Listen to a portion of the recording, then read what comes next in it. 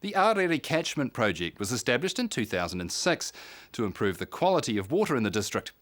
We first visited the area in 2007 and went back in 2011 to check on progress.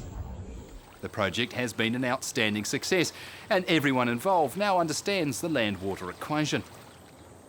In the 5 years that the project is running, we've improved water quality drastically, actually. The mussel farmers no longer have restricted harvest times, apart from major flood events, which of course we're all indoors for those. I think the most significant thing was the catchment modelling done by Riggle Consulting Company, and they looked at our catchment, the land-water interface and our land management practices and worked out what we needed to work on.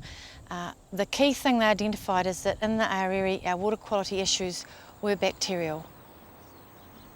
Riggle Consulting also worked out that we farm only 16% of the valley floor.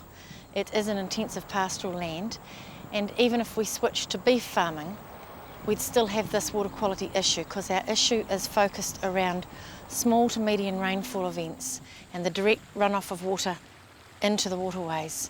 So as dairy farmers, we have to deal with what's flowing off pasture is hugely important, but also our effluent systems. Key for us has been the one-on-one work of farm planning, whole farm environment plans with Jan Dirks, and that's looked at your effluent system and your paddock slopes to waterways, every aspect of bacterial flow or leakage out of our systems into the waterways with regard to bacteria, and that's been key for us, and that's now happened on 24 of the 33 farms. We were funded in 2006, and that was the same year that the dairy industry came out with its first environmental strategy. And since then there's been like a complete paradigm shift. You've now got Fonterra doing every farm every year checks, which leads to technical advice around effluent systems.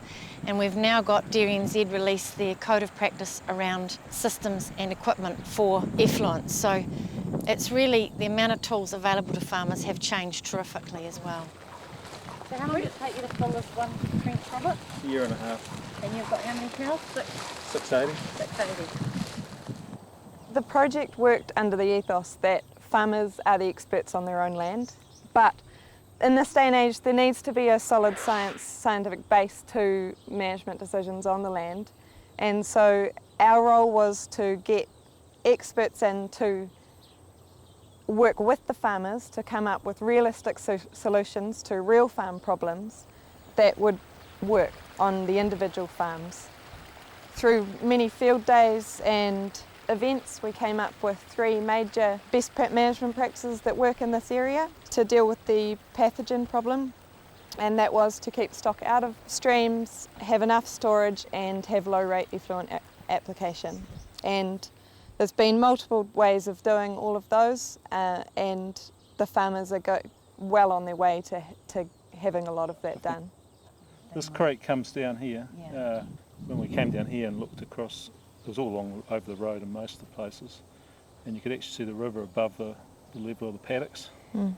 Robert Haldane was an early adopter in the program, taking independent advice from scientists and putting that into practice. Yeah, well, we hit the panic button when the Clean Streams Accord came out because we've got about 5 creeks to cross and miles of fencing. We've just got creeks everywhere, so when we realised we had to fence creeks off, we built a new cowshed because the other 2 had their day, but we basically tried to fence the creeks onto permanent boundaries rather than just fencing a creek off. We've had to change the whole design of our farm. TDC told us we had to have storage.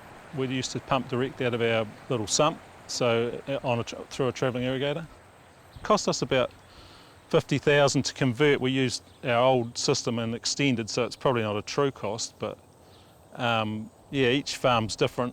But the K-line thing is really good to use. Like, you don't have to be shifting irrigators in the weekend, or if someone's sick, you know, there are other benefits apart from the wet weather. It's a good system to use. And calving, we basically will store a lot of the time unless we get too much water in the pond. It takes about a year and a half for us to fill one, which is quite good. And then we've just had a digger in, and they cleared it out, and we dry hired a guy in Taka's shit spreader, Ross Patching. So he's done quite a bit of the weeping wool work, and he actually went out and bought that on his own back. So it's been good for us.